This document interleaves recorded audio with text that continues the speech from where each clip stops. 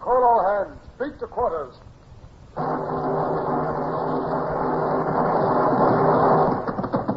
Run out the guns. Stand by the starboard battery. One broadside into it, if you please, Captain Bush. Pointers on target. Linstocks ready. Aye, aye, sir. Ready. Fire!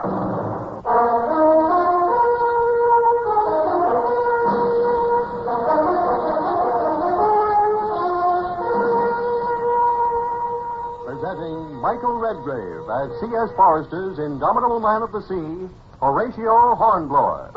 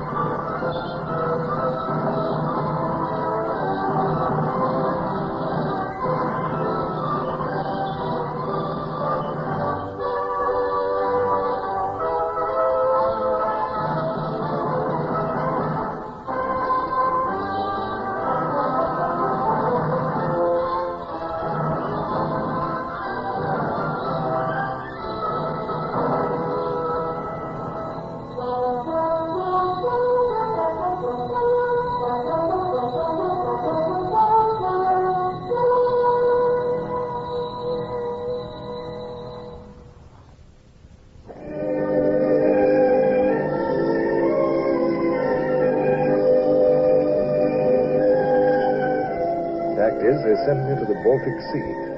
What happened there in the next few months would change the history of the world, for better or for worse. Napoleon had overrun the continent. England alone was fighting, and for her very life. The Baltic was our lifeline of supply. French privateers raiding our traders there must be wiped out. One of these, the Blanchie, had already caused much damage, and I was resolved to track her down. She'd been reported entering the Baltic only a day or so ahead of us. Our squadron had seen no action since we'd had to shoot our way in through the straits a few days earlier. The officers and men at the Nonsuch were growing restless, but one morning there was a sudden hail from the masthead. Hello! Sail to leeward! Commodore Hornblower, sir. A sail. Maybe the Blanchie, or however you say it. That French corvette. If it's the Blanchie, we're in luck. I'll trouble you to give me the glass, if you please, Captain Bush. Aye, aye, sir. Can you see her, sir? Oh, it's confounded fog. Yes, I can just make out her topsails. Is she a 20-gunner? A corvette? She's not far off. It's hard to tell, though, in this mist. Well, whoever she is, she's coming straight for us. Yes. Call all hands and man the guns, please, Captain. Aye, aye, sir. All hands on deck. All hands on deck! Run out the guns and stand by. Run out the guns and stand by! She's sighted us. Yes, she's tacking. Aye, sir. She's on the port tack, bearing east by north, southeast. Trying to get away. Must be a Frenchman. Set all sail, Captain Bush, if you please. Aye, aye, sir. Set all sail. Loose the royals. And alter your course 2 points to starboard, Captain. We'll intercept her. Aye, aye, sir.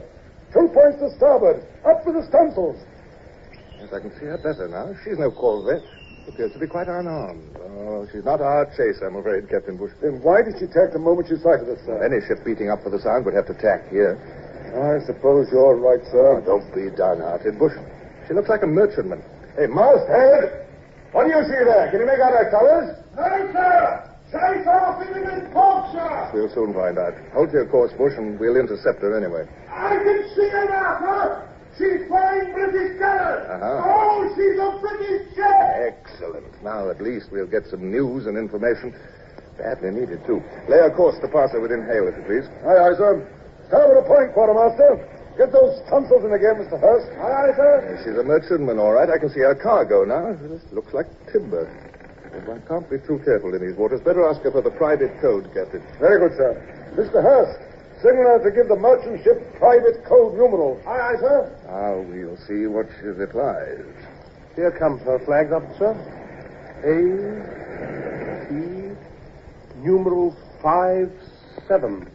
That's the correct reply for last winter, sir. Well, she's loaded with cargo, so she won't have been home to receive the new code. Signal her to heave to, if you please. Make heave to, Mr. Hurst. Aye, aye, sir. There. She's backing her main topsail, but... Wait. What's that she's hoisting? Look, sir. Yes, I see. That's the yellow flag she's hoisting now, sir. The fever flag. Must have some kind of pestilence aboard her.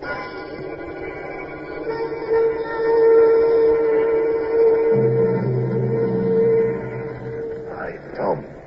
Look what she's hoisted there. It's the yellow flag. So it is. I'll wager she's got the pox aboard her. She's a death ship. Heaven help her. That must be her captain there on the poop deck. Give me the trumpet. All right. What ship are you? Maggie Jones of Liverpool. 11 days out from the port of Naval. What's that yellow flag for? Smallpox. Smallpox? By the great horn, sir. We must... 11 cases, sir. 2 days. First case a week ago. What's your course? We are beating up for the Sound. Now, What news from ports? Are Sweden and Russia still neutral? that's what they call themselves, sir. Do you think Bonaparte is winning these Baltic countries round to his side? Hard to tell, sir. We are sailing under license, but the Russian embargo still holds, and Sweden's fighting up her force against us. What's your name, Captain? Clark, sir. Captain Clark. Why are you sailing without convoy? Didn't want to, but there was none available at Naval. Don't you know these are dangerous waters for unguarded merchantmen? I know, sir, but we had no choice. We must get back to England with our cargo. There's been needed, you know. What about a corvette called the Blanchie? Any news of her in port? Heard a rumor she was last seen heading far down south. Thank you, Captain. What is that noise? That's one of the smallpox cases in the hold, sir. Delirious. The place must be violent for us to hear his shrieks way over here. Yes, sir. It's horrible. You may be interested to know, sir. They say the Tsar is meeting Bernadotte of Sweden next week for a conference. Somewhere in Russia. Bad luck for Bonaparte, let's hope. Something strange about all this. Something was not quite right. Was he trying to distract me? For all that groaning and shouting could hardly be just one man. It sounded more like a chorus. And this captain... I felt a sudden stab of suspicion. He said all the right things, but wasn't he a shade too glib, a little too professional? Still, if he were telling the truth, it was a big risk, of course, and yet a man must make decisions. Captain Bush, send a boat with a boarding party over to that ship. Sir, with smallpox aboard? We have hundreds of men crammed into close quarters here. It would sweep us like wildfire. I appreciate your concern for the men, Bush, but do you suppose I'd risk their lives without sufficient reason? No, sir, of course not. I merely... I know from your face, Bush, you're still hoping I'll reconsider, aren't you? Well, I'm sorry, Captain, the order stands. Come along, I want to get another look at her from that forward. Aye, aye, sir. Bosun, man the whaler with a boarding party. Aye, aye, sir. Hoist the tackles. Lower the whaler. Hot, able green gun to the either. Hear that, mate? She's got the yellow flag. We're ordered to board her. Hold off, mates. I ain't boarding no plague ship, not for the king himself. A good fight with knives and cutlasses is one thing, but if we board that brig, we'll come back for the box as sure as Sunday. And if one gets it, we all gets it. And it ain't no pretty way to die. Our captain wouldn't do this. It's the Commodore. It's a devil he is. Aye. Let him board the plague ship. So say I. The box is worse than the yardarm any day. We're done for whichever way. Belay it. Here he comes back with his blooming trumpet. Captain Clark, stay home too. Well, what is it? The men, sir. My bosun tells me they're afraid. They don't want to board a ship with a yellow flag. You're in command of this vessel, Captain Bush. It's up to you to maintain discipline. I need not remind you that the Admiralty will have a full report of this incident. Aye, aye, sir. Bosun, tell the men that if there's one more minute's delay in manning the boat, they will all be tried for mutiny and hanged. They say they prefer the gallows to the crawling box death, sir. I'll tell them... Wait. I'm going along with the boarding party myself. Tell the men that. You? Sir. All right, Captain Clark. We're sending a boat to you. We're coming aboard. As you wish, sir. I warned you of the smallpox. Will you send the surgeon and some medicine? This was exactly what he should have said. A sick pang of doubt shot through me. But it would have been quite impossible to turn back now. My own orders. Man in the weather. The Commodore's coming along. Look alive, sir! The Commodore's gone with us. I'm with him for one. How about you, Tom? Blow away! Come on, mate. Over we go. She'll be ready for you to board in a moment. Thank you, Connors. Would you summon Surgeon Choke, please? We'll take him along. Aye, sir. Look, sir. Look at the captain over there on the Maggie.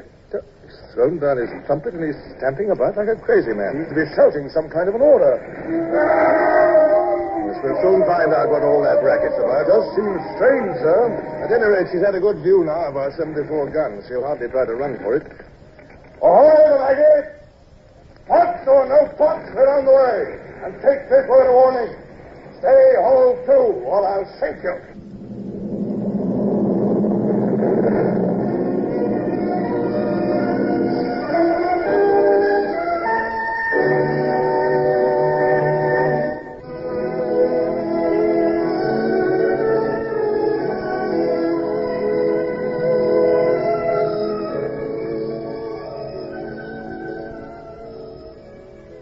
Commodore Hornblower, British Navy. Where is Captain Gog?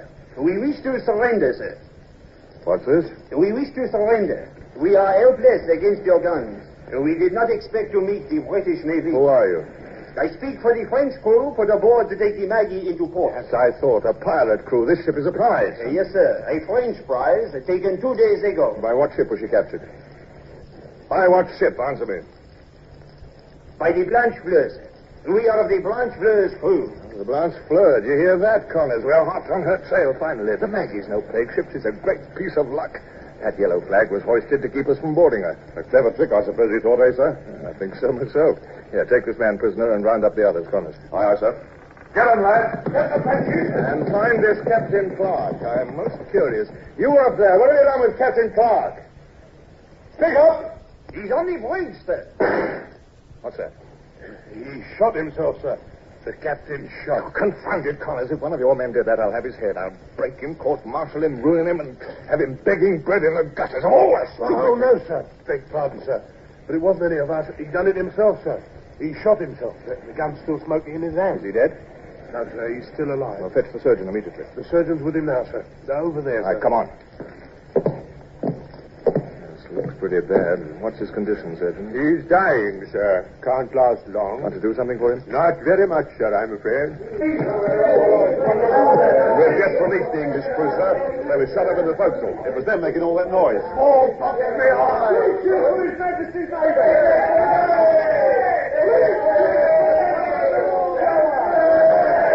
Stop that infernal racket. Aye, aye, sir. Here comes the real skipper of the Maggie. Captain Elsby, his name is, sir. Oh, then An Clark was... English renegade, sir, working for the French. Commodore Hornblower. Captain Elsby, how do you do, sir? Thank heaven you came. How we yelled in there, hoping you'd hear us. Almost blew our lungs out, sir. Good work, Captain. We heard you. We were afraid this Clark fellow had fooled you. He was a devilish clever imposter. We heard the shot. I'd like to find out something more about him. Clark. Clark. Can you hear me, Surgeon? I don't know, sir. He's sinking fast. Why should an Englishman betray his own country like this? Did he choose? Was he forced? Oh, we'll never know. He's trying to speak, sir. Bonaparte will rule the world. Long live Bonaparte. Apparently, that is my answer. Swine. Traitors. Quiet. I tried. You did indeed. How is he, Surgeon?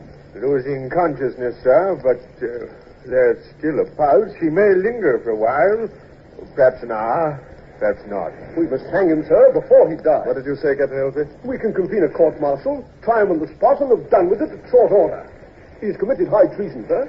He should be executed for it. He's incapable of defending himself. What defense could he possibly offer, sir? You have scores of witnesses against him. Myself, the English crew, the captured pirates. What more could you ask, Commodore? A fair trial, Captain, and that will be impossible under the circumstances. He'll slip through our fingers, sir, if you delay. Let him. But treason is no light matter, sir. The Lords of the Admiralty might very well agree with you, Elsby, but I can't do it. I will not hang a man who is already so near death. But the example to the men, sir. We must always think of that. It discourages desertion. What sort of an example would it be to hang a dying man? If I can't hold men's loyalty without that sort of thing, I'm not fit to command them, that's certain. No, my mind is made up, Captain. I'll hear no more of it. As you say, Commodore? Come, Captain. Let him die in peace. Peace! He deserves no peace. I said we'll leave him with the surgeon, Captain Ellsbury. As we walked away from the dying man, it was horrible to see the look on Ellsbury's face. The man still lusted for revenge against that helpless, wretched Englishman. Ellsbury didn't know and probably would never learn that mere revenge is always stale and unprofitable. However, this was no time to compare moralities. Now, tell me more about this pirate ship, the Blanchie. She's our real target. She's a ship-rigged, flush-deck 20-gunner, what the French call a corvette, sir. She's to be reckoned. Yes, I know. Where were you when she attacked? Just off the island of Rügen on the Swedish The coast. island of Rügen, eh? Yes. That would make an effective base. She could lie in wait there, then pounce on our trading ships as they come down from Finland and Russia. The worst part of it is, sir, in order to get safely by the island, you must pass through a narrows. There's a 2-fathom shoal. Yes, I remember that shoal from the charts. So she hemmed you in between the shoal and the land, eh? Exactly, sir. And we were at her mercy. But what could we do against her 20 guns with all our escape cut off? Well, you did what you could, Captain. At any rate, your shouts rescued the Maggie. The rest is up to us. The Blanchie must be punished before she finds more victims in the Baltic.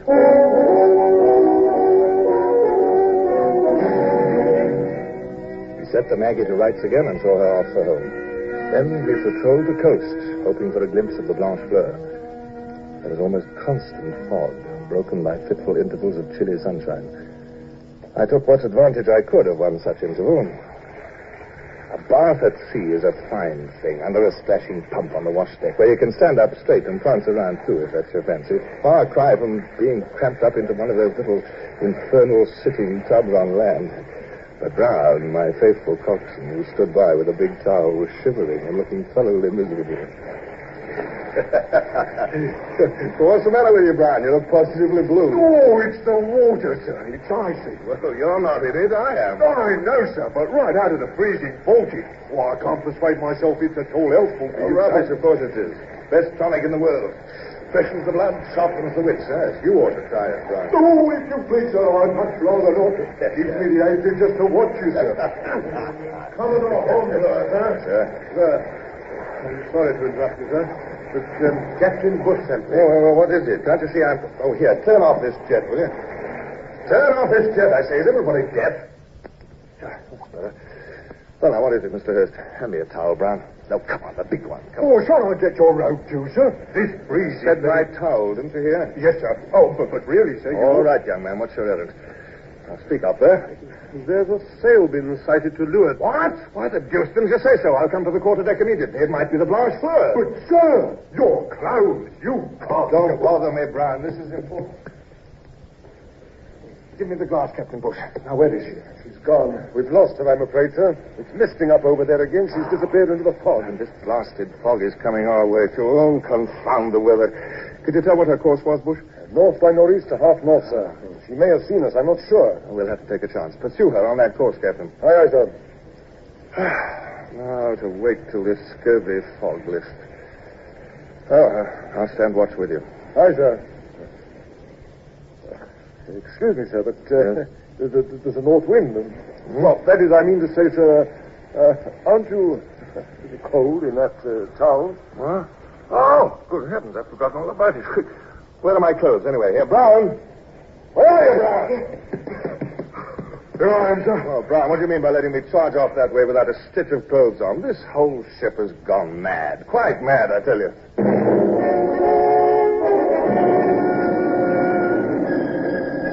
We followed our chase through the increasing fog, the other ships of the squadron keeping course as best they could. The next day, about noon, the wind freshened and the mist began to clear. She was nowhere in view. She's probably sighted us and tacked, sir. I'm afraid she's got away. Hold your course, Captain. Aye, sir. Oh, come, don't look so dreary, Bush. This sea is not as wide as the Atlantic, you know.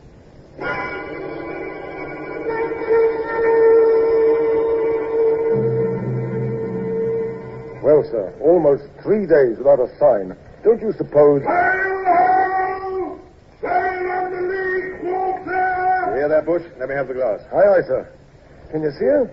What is she? Glasses certainly aren't as good as they were once. I can't see one confounded thing. Masthead there. What's her position? Call it. 3 points above the port beam, sir! Ah, there she is. And she's our chase, all right. A flush-decked 20-gunner, and the French colors must be the Blanchie. Set all sail, Captain, at once.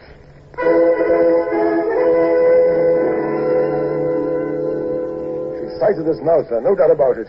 She's making off on the full speed. And if I'm not mistaken, she's heading straight for those narrows off Rugen Island. Good. Why, that's exactly where she trapped the Maggie, isn't it? Yes. Then why is the Blanchie allowing us Those are neutral Swedish waters, Bush. The Blanchie knows that we know that. She's counting on our fear of offending Sweden's neutrality. It's not unclever of her, I'll admit. Cowardly trick. Look at her in there, almost leering at us. What can we do, sir? We can't do it. You'll keep the Nonsuch here this side of the channel. We'll post the Lotus at the other end. The Blanchie has bottled herself up. We'd better make the most of it. Then you intend... I think I'll go aboard one of the bomb ketches. Why not the Moth? She's got a good range. She's easy to maneuver. Besides, her Captain Duncan's just a youngster. About time he saw some action, don't you think? You're going to throw bombs, sir? But Sweden. Our orders were to maintain Sweden's friendliness, if possible. If possible. I know. But who can have their cake and eat it, too, eh? I only meant, you told me yourself, sir, our greatest hope is to bring Sweden and the Russians in as allies. Bush, I wish you'd stop sounding like the voice of my conscience. I wonder if... No, it can't be helped. We can't hold off. Sweden wants the best of both worlds, to make both France and England happy. But No, Bush, our first concern must be the Blanchie and her finish. I hope you're right, sir. I hope I'm right, too, Bush. I'd better be. If I'm not, the Admiralty will have my hide.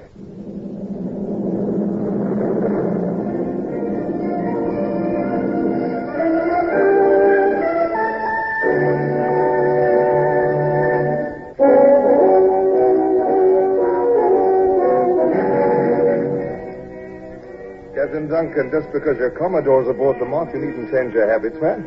For heaven's sake, relax. Put your hands in your pockets if you must and leave off fidgeting. Thank you, sir. How much longer do you think we'll have to wait? I know you're eager for action, Duncan, but do have a little patience. Your mortars are quite accurate, I suppose? Oh, yes, sir. Yes, indeed. And I cut the fuses myself, sir. If you'll excuse me, sir, I'll go forward. We're in range now. Yes, I'll go with you. There she is, riding at anchor over there, feeling snug and smug and sound, eh, Duncan? Right where she's pounced on other prey besides. Poetic justice. Weather's still a little sticky, sir. I'll cut the fuses 1 and 11/16. How do you figure that? I found during practice maneuvers that the fuse burns at different speeds according to the weather. This seems about right for today. We wouldn't want the shell to burst in air. Quite so. This must be a surprise. Well, proceed when ready, Duncan. Aye, sir. 1,100 yards. We'll try 1 3/4 of powder, Mr. John. Aye, sir. 1 3/4. Now the linstock. Yes, sir. To the fuse. Let it catch. 1, 2, 3, 4, 5. She's caught, sir. Ready? Fire! There, sir. You can see the shell rising over the masthead. Oh, it's not a hit. The shell burst in the air. My fuses are at fault. Not necessarily. Try a little more powder. We'll try 2 more pinches of powder this time, Mr. John. Aye, sir. Now, ready? Fire!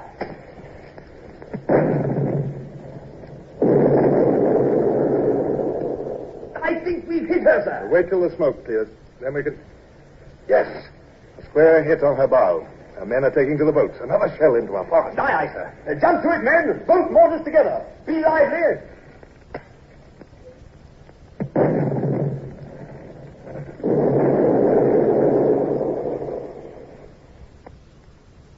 It wasn't long before the Blanchie lay a smoking, helpless wreck. Her raiding days were over. I must say, though, I found myself feeling a little chilled and empty. This had been a brutal business. We had destroyed a ship which had no chance of firing back effectively. Oh, of course. It would read well in my report, and brother officers would tell each other in the clubs of Hornblower's newest success. Then, why this feeling of inglorious dissatisfaction? But naturally, I couldn't speak of this to anyone, especially since that very night aboard my flagship we celebrated. And now, gentlemen, I would like to give you all a toast to a young officer whose careful attention to duty and whose marked professional ability resulted in the destruction of the enemy. Captain Duncan of the Moth. Well, Aren't you going to reply, Mr. Duncan? It wasn't I at all. It was the Commodore who... Well, after all, I mean... Captain Duncan, if you wish to advance in His Majesty's Navy, never try to offset commendation when it's due. I suggest you might show off your vocal powers to greater advantage by favoring us with one of your songs. Oh, yes, I've heard about them, never fear. Come on. Why, thank you, sir. Well, then, let me see. Come on. She was a prize. She was a prize. The lovely lass with the sea green eyes. The lovely lass with the sea green eyes. So tall and fair. So tall and fair. The lovely lass with the golden hair.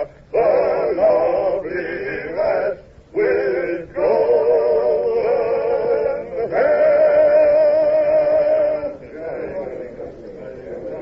I expect each man there was thinking of someone left behind at home. I know I was. I thought of Barbara.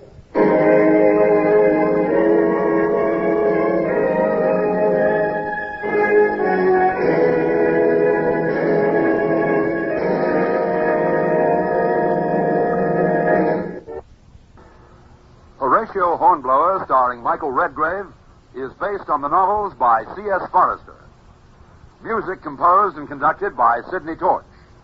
Produced by Harry Allen Towers.